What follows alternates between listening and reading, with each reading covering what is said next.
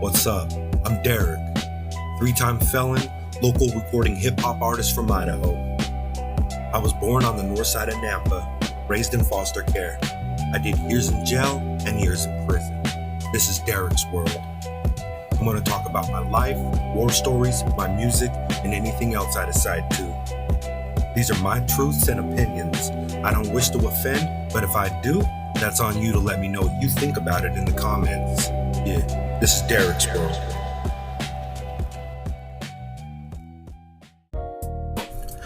Yeah, so honestly, I don't know what I'm doing with this shit. I'm just trying something new.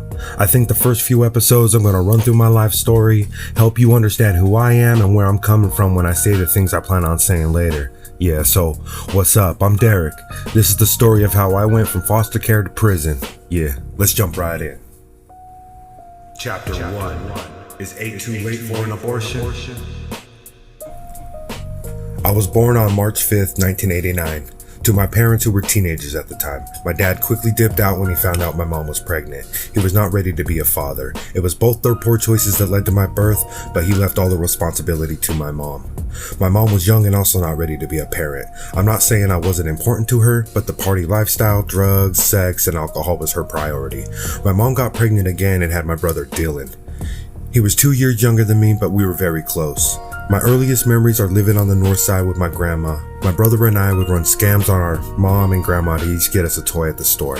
I remember stealing a Ghost Rider toy from Walmart and my grandma catching me. I got in trouble and shit, but all they did was wrap that shit and give it back to me for Christmas. My brother and I were little terrorists, always on the outside, always causing trouble. It was so bad that my mother actually took me to jail and put me in a cell on some scared straight shit. I was like 6 at the time. These memories aren't all bad. We did take a trip to California to the Redwoods. I don't know why we went, but knowing what I know now, it probably wasn't anything good. Back home, we eventually got evicted from where we were living. My grandma ended up getting an apartment, but my mom had us living all over town with different men and drug addicts. I remember one of her boyfriends was teasing me, and my first instinct was to grab the broom and attack him. It was one of those wooden brooms and the shit broke when I hit him with it. I think this is the first sign of my rage issues that would grow later in my life. This cycle continued, place to place, until my mother was arrested for drug dealing and sent to jail, and later prison. Chapter 2. How Monsters Are Made. When my mom was arrested, we were left in a crack house with some of her drug addict friends, where they would physically abuse us on multiple occasions. They were always looking for a reason to hurt us. One incident, the woman of the house accused me of stealing $100 from her, which I didn't. They sat us in the living room on the floor with her 2 Rottweilers, where she proceeded to hit me and my brother, threatening to kill us, using her growling and snarling Rottweilers as like a threat. She made my brother take a shovel to the backyard to start digging a hole to bury me after she was done with me. I eventually caved and falsely confessed to stealing the money that she later discovered she simply misplaced. But they continued to only feed us bread and water as they would have cooked meals every night. We only got to eat at school, and the school eventually stepped in and got health and welfare involved. That's when we were sent into the foster care system. This happened when I was 8 years old, and the court took away my mom's parental rights and gave us to the state of Idaho, who had a bad habit of taking away kids from their parents and throwing them into this foster care system to be forgotten.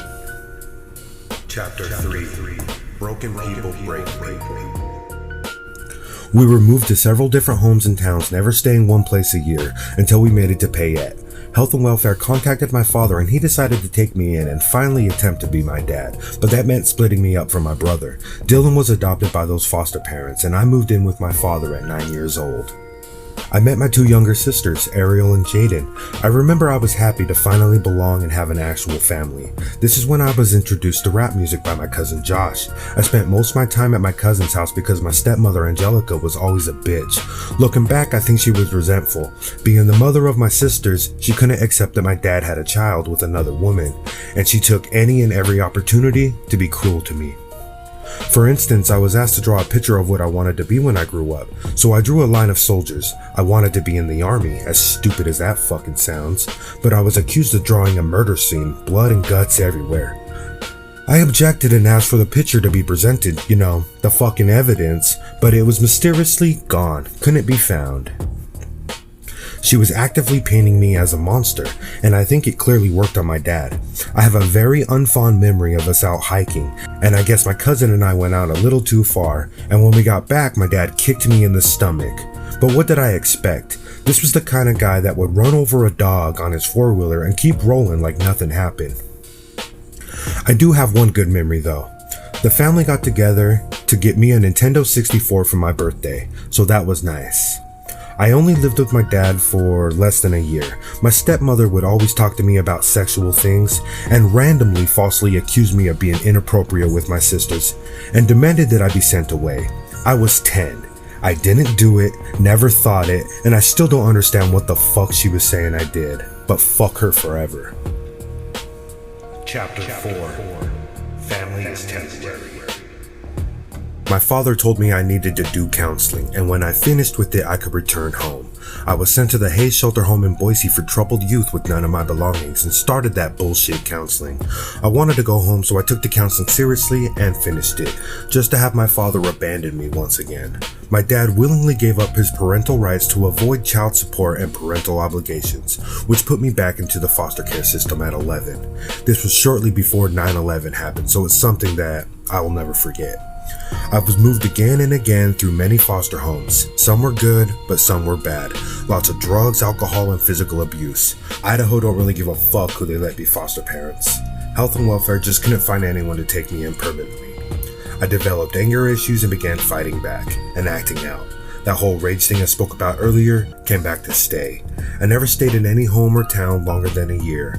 I had no family, no friends, and I had no one, nothing.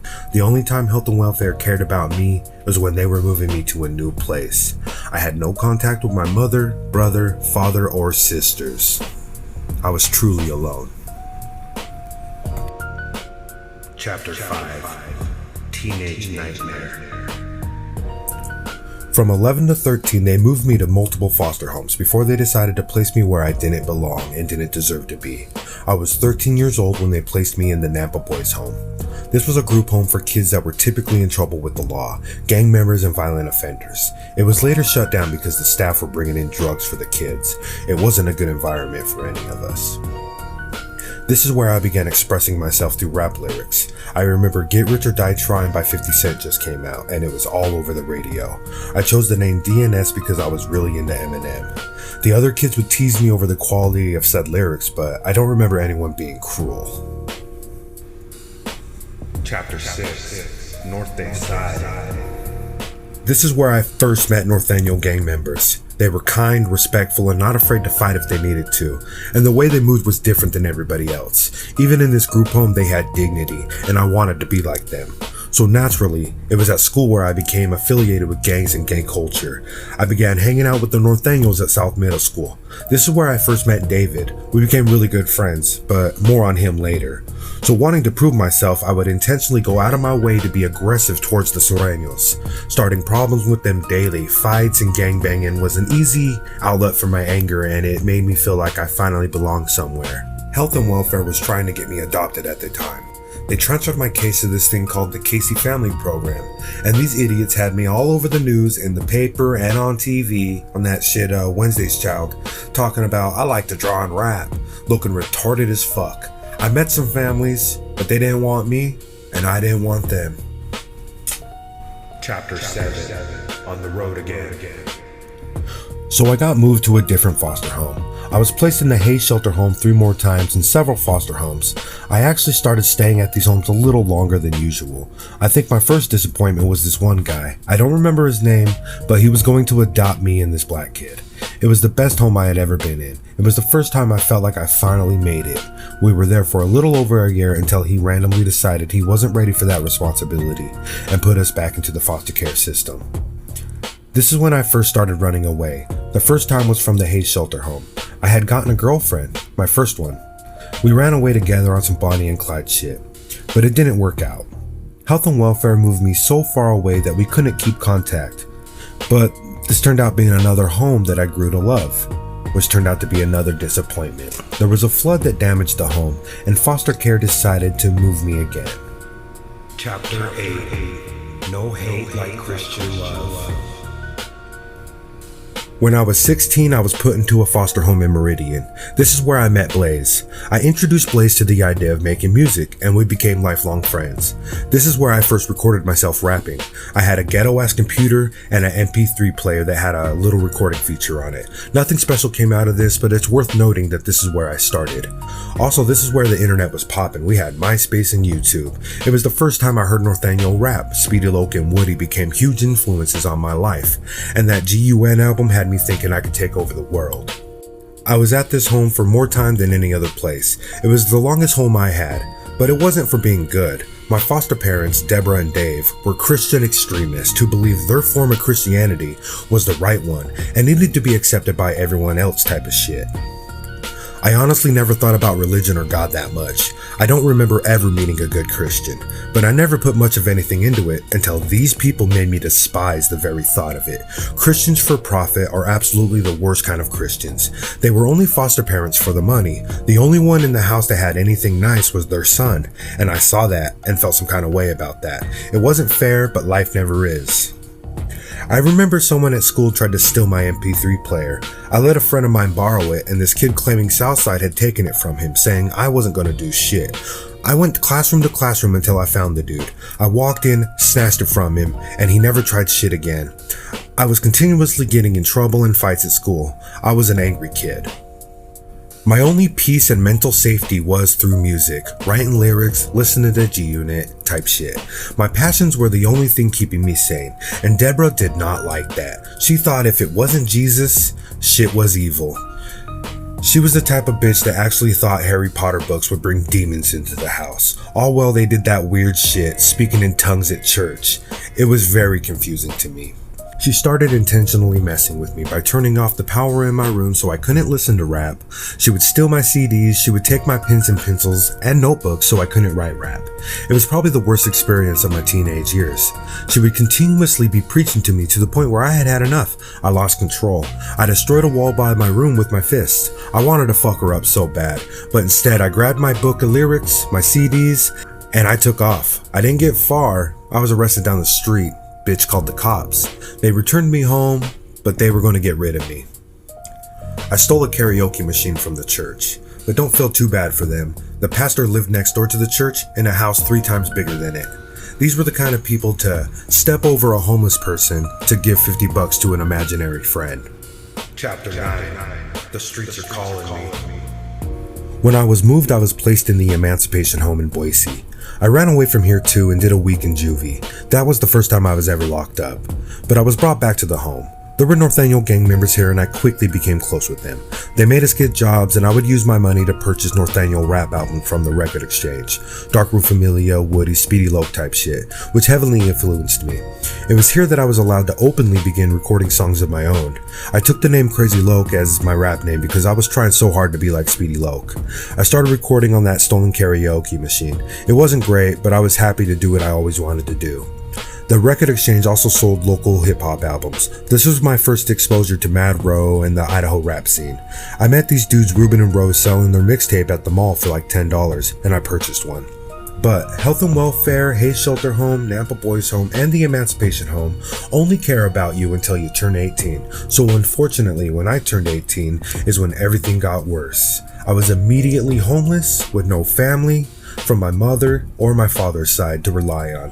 Health and welfare and the foster care system failed me, gave me no life skills, nothing to lean on. They just cut ties and abandoned me to the streets to figure it out for myself. Chapter 10. Homeless Home. So I hit the streets with no support system, but I did make a few friends that would let me stay on their couches. I was still in school at the time, so I was juggling work and school.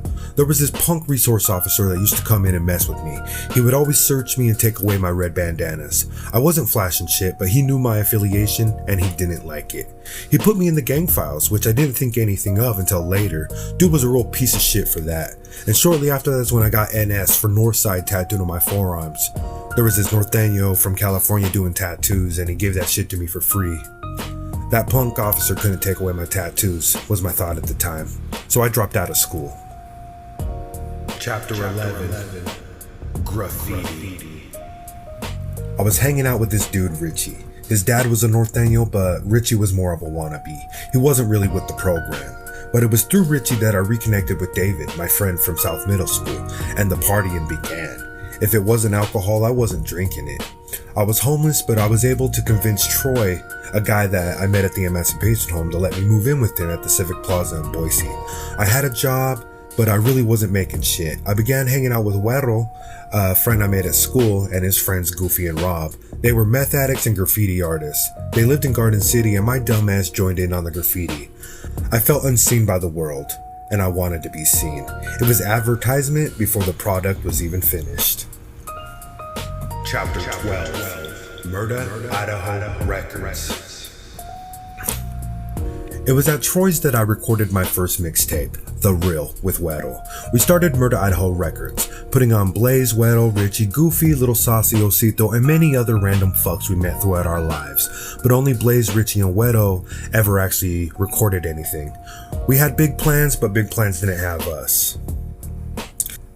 It was around that time that Blaze started making beats under the name Barshots Productions. I was able to connect with Ro from Looking for Change. That was the guy that was selling his tape for $10 at the mall.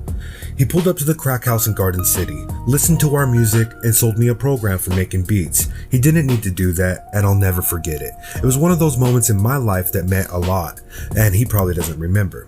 We had our first mixtape finished, and I produced a lot of copies. I had to burn the CDs, put them in cases, draw the artwork, and convince people to buy them. $5 a copy. It wasn't much, but that was the first time I was able to make money off my music. Chapter 13, Snitches Get Stitches. That dude Troy that I was living with was on probation and was asked about the graffiti around town, and he didn't hesitate to snitch on me to his PO. This piece of shit Troy told them my full name, alias, that I was a gang member, and even stating that he witnessed me do graffiti. He even told the cops where to find me. Troy attempted to set me up to get arrested by trying to get me to come to the house while they were there. Troy threw all my shit out, making me homeless again. A warrant went out for me shortly after that. And then Güero's friend Rob was arrested and also gave a statement confirming that I was Crazy Loke. I was now on the run from the law, which didn't last long. I was arrested at Richie's apartment and taken to jail in Boise. Chapter 14, JAILBIRD. It was here that I saw just how set up to fail I was. Not only did Idaho ruin my childhood with the Fostercare system, they were now actively attempting to ruin my adulthood with the jail system. I was given 2 felonies for graffiti because some was in Boise and some was in Garden City. This was my first time ever being in any real trouble. I was told on, and I didn't understand I could have fought it to at least get the charges lowered. They treated it like it was the worst thing to ever happen in Ada County and wanted to set an example. So there I was, trapped again, in a system that didn't care about me. Let me explain just a little bit more so you'll understand how stupid these charges were. I was given 2 judges and 2 cases. I mostly only spray painted in Garden City, but in Boise I used a marker. But what gave me the felony in Boise is that I carved Crazy Loke about an inch tall into a wooden panel in an elevator. They claimed I destroyed the elevator, making it a felony. And on top of that, I did a whole year in maximum unit, simply because my gang affiliation, which had nothing to do with my graffiti charges. They had me surrounded by murderers and real criminals. The dude in the cell next to mine stabbed some old guy multiple times to death. This shit was crazy. I did graffiti. What the fuck am I doing here? Looking back though, I know what I was doing there. It wasn't my fault. That resource officer that put me in the gang files was the reason that these guys were treating me like I was the worst motherfucker alive. None of my crimes were gang related, but they used that as an excuse to put me with the worst people. Chapter 15, Rapping Gangs Are Bad, mmkay. The piece of shit disgraced Judge Neville who oversaw my case gave an unlawful order. He said I could not participate in any antisocial rap music activities, such as recording, rapping, or selling CDs. What kind of stupid shit is that? This was a judgment that I would refuse to follow. Basically, my understanding of what actually happened is, since I was in the gang files, they could and would do whatever they wanted to me. Even though my crime wasn't gang related, that's all they focused on. And even though music is never antisocial, they wanted to take that away from me because I was passionate about it. I'll never understand why judges can make whatever random judgments they want. It's easy to see how mentally this would affect me, but jail gave me plenty of time to write lyrics and dream of my future. This is where I met Weasel from In-Town Lifestyles, a rapper from Nampa. He was cool, but I saw an opportunity to rap with him whenever we were released, which did eventually happen. Chapter 16, Searching for Home. While I was locked up there, I looked through the phone book and saw my mother's name, so I wrote a letter. The lady wrote back it wasn't my mom, but the lady did find my mom for me. I think she'll never understand what she did for me. 10 years after losing contact, I was reunited with my mom. She still lived in Nampa, we began talking, and she came to see me. When I was released, I moved in with her. And I immediately began recording music almost every day. Blaze and I were using a dollar store earpiece taped to my computer to record. Blaze made all the beats. I rushed through so many of these songs and I look back on them with some regret, but I was starting to get recognition. But the Crazy Loke brand was way more known than my music was, if I'm being honest. This is when I started really hanging out with David again. His parents' house was the party house. It was non-stop parties over there, and I was always invited and I always showed up. Free beer is free beer, and I wasn't about to say no. David and I, we really bonded over our love of alcohol. Chapter 17, Never Silent Entertainment. At this time, I began hanging out with my cousin Seth from my father's side. Seth wanted to rap, so naturally, I started another record label. This time it was called Never Silent Entertainment, and I got the usual suspects. Blaze, Richie, Seth the Psycho P, and Wedo, but only Blaze and Richie ever recorded shit. This is when I actually connected with Weasel. We recorded a song called Going All Out. Weasel even got me a spot to record my now classic XIV Rider song. I really appreciate Weasel looking out for me for that shit. This song was the first song to get thousands of views and plays, and I'm forever grateful of him for giving me that opportunity. But we were two big fish in a little pond and we started beefing. He thought he was tough and I thought he wasn't. We fought. I was too drunk to even stand, but he did win that shit, and we stopped talking. We did happen to reconnect years later, smarter and wiser to squash this little beef. He's on that Christian vibe now, doing actual good shit for the community, so nothing but respect and love for him. Chapter 18, Bad Things Happen When Pushed. At this time, I was really staying out of trouble. I was focused, I was locked in. I even started my GED, but was struggling to find and keep a job. I was making my first real moves with my music. XIV Rider brought me local fame at the time. You either loved me or hated me. I was able to get collaborations from Raider Lokester, Smiley Lokes, and Paloma Lokestero. Eyes were on my music, people were listening. This was the first time in my life that I thought I could actually do this shit and be successful with it. My PO, Frank Flores, was the gang PO, and again, my crimes were not gang related. He was super Mexican and super racist. He hated Norteños. Frank would constantly attempt to extort me for money I did not have. This punk literally told me to sell my mom's shit to be able to pay him. I was out of jail for around 10 months at the time. I wasn't doing anything bad or against the law when Frank showed up at my home in the middle of the night to rob me. Frank took all my clothes. He took couch pillows, backpacks, and even my cell phone. Frank claimed his reasons were to find out if I was still making rap music. He told me I needed to find a way to pay him or else I would go to jail. I was left with nothing. Chapter 19, Penitentiary Chances. The next day, Seth asked me to back him up, and I just jumped in the ride. Seth was out robbing cars to sell things for drug money, and I needed money too. So we broke into several cars, got the loot, but we were arrested.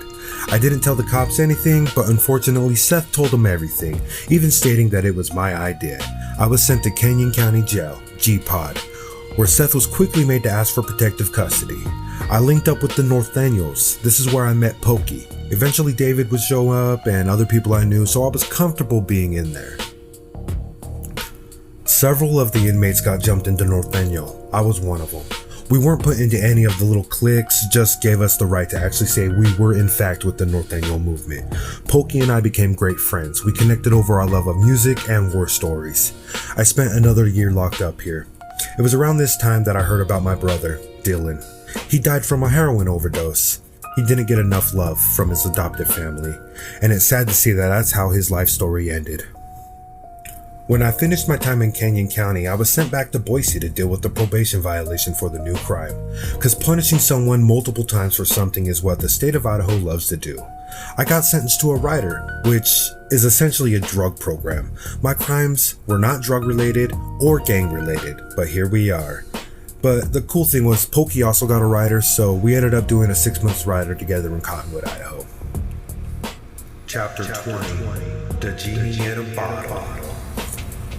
When I was released, I went back to recording. The only one still rocking with me was Blaze. No more record labels for me. Blaze moved in with me in my mom's house. Pokey and I were hanging out every day. We were slowly becoming alcoholics together. We were always drunk, always looking for enemies to fight, and listening to strictly Norteño rap. We were always chilling, but I would often take a side quest to go party at David's house and get blackout drunk. Pokey and I were chilling one day when Pokey's friend asked us to come chill. We were already heavily drunk and we went to the King's Lounge. It's a strip club. I'll never forget Pokey licking on the strippers. But we ran out of dollars, so we went to Pokey's home to get more money. Pokey's friend was driving the whole time, but on the way back to the club is when Pokey took the wheel, and we were swarmed by police. Pokey floored it and asked his friend to switch seats, because he was the only one in the car without a felony. He refused. Pokey jumped in the back seat, the car crashed, and he was pretending he was back there with me the whole time. Pokey attempted to fool the police by claiming someone else was driving. He was yelling at the top of his lungs, "Where did that guy go? Where did that guy go?" as they cuffed him. Pokey ended up going to prison. This was the last time I saw my homie. Chapter 21, PINTA Bound. So at this time I was constantly in and out of jail for probation violations, mainly not paying them, until I finally went on the run. I continued to make music and stay out of trouble, just parties and bullshit, but I was arrested a year later when my name was mentioned in a gang murder. It happened around where I lived. A Southsider was throwing up gang signs at some homies and they killed him for it. The Crazy Loke brand was huge at the time, so the cops were trying to tie me to it. Luckily I wasn't charged. They found who did it. Canyon County put me back on probation, but Boise, that punk Judge Neville, sent me on another rider just to be sentenced to prison when I finished it. I was in prison from 2012 to the end of 2016. It was here that I began studying religion and mythology. I read the Bible, Quran, Book of Mormon, the Gita, the Eddas, and anything and everything connected to religious belief. It was fascinating to me. I read those books cover to cover so many times, but I didn't find any real gods in that shit. Chapter 22, Prison Politics. I clicked up with the Norteños on the yard, learning prison politics and participating in the activities. This is the only god that mattered to me. This is where I met Ghost. But since my crimes were so low, I was moved to a work camp in Givens Hall. I was the only active Norteño there, which made me a lot of enemies, but I didn't care. I liked it that way. More Norteños did eventually show up, including Ghost, and prison politics became my life. It was the only shit that really meant anything to me in there. At this time, the prison was actively trying to get me to work towards getting parole. But if that shit was going to be anything like probation, I didn't want it, and was looking for any reason to shut that shit down. Ghost caught wind that a snitch Norteño, Hector, was on his way to the work camp, so I told Ghost that we needed to get him. No parole for me. As soon as Hector got to his bunk, we had hands on him. Ghost picked him up and threw him on the ground, and I stomped him in the face, knocking him out, causing him to snore through his blood. And get this shit, that fucking idiot gets out of prison and murders somebody. Now he's in PC for the rest of his life. Fucking snake. Chapter 23, The Prison Has a Prison. We were told on by some of the other inmates and sent to the hole, then to ADSEC, which is solitary. I did 8 months in a cell by myself, only those religious books and paper for writing lyrics. It was nothing but working out and staring at those same four walls. We did get rec time though, an hour a day in a different cell outside. But being real with you, I preferred solitaire. I didn't realize how it was affecting me mentally at the time, but I didn't need to be on guard all day. I was able to relax, but that didn't mean the politics stopped. For instance, there was this dude in there I went to South Middle School with. He was in there by request. He ratted on someone, and I was told to get him if we were ever out of our cells at the same time. I only bring this situation up because I later ran into him on the streets chilling with the guy that said to get him. I'll never forget that. So as I was saying, it was the usual program, same shit every day, but this is where I got the news. Chapter 24, Forever Pokie's Brother. My best friend Pokey was shot and killed in Nampa by some drug addicts. They jumped him twice, losing both times. They returned with a gun and shot him.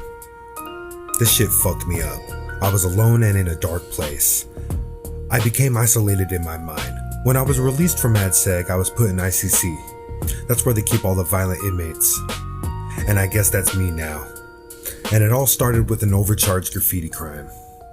The guards in there are dicks, and they love to try to start shit with the different political movements, so they purposely put me on the Sereno and Nazi tier, but once again, I would rather be surrounded by enemies than friends. At least you know the enemy's intentions. They knew me, they knew what I was, and they knew I would not PC. So I got into my prison routine: work out, shower, read, write, and sleep. But one day the Southerners decided they were going to remove the Norteños from the tier. They tried to jump me, but they didn't have hands like me. I unleashed on these two, breaking one's nose and the other one broke his hand. I won that fight. I was then put on a different tier with the Norteños, and I had no more issues. I finished my prison time and was released with no parole or probation. I topped out my time. I was finally free from it all. Well, that's the story of how I went from foster care to prison. This shit took way longer than I thought it would to put together. I did write this shit out and I was trying to be all professional and shit, so please excuse any places I may have misspoke.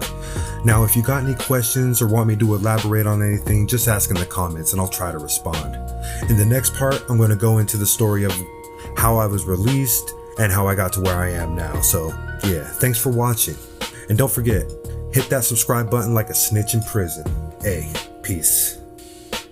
Alright, that's it. It's over. I don't know what I said in this, but I appreciate you taking the time to check it out and to hear me out. Be sure to like or dislike, comment some shit, and subscribe if you like this shit. This is Derek's World. Also, I always have new music dropping, so be sure to check that shit out.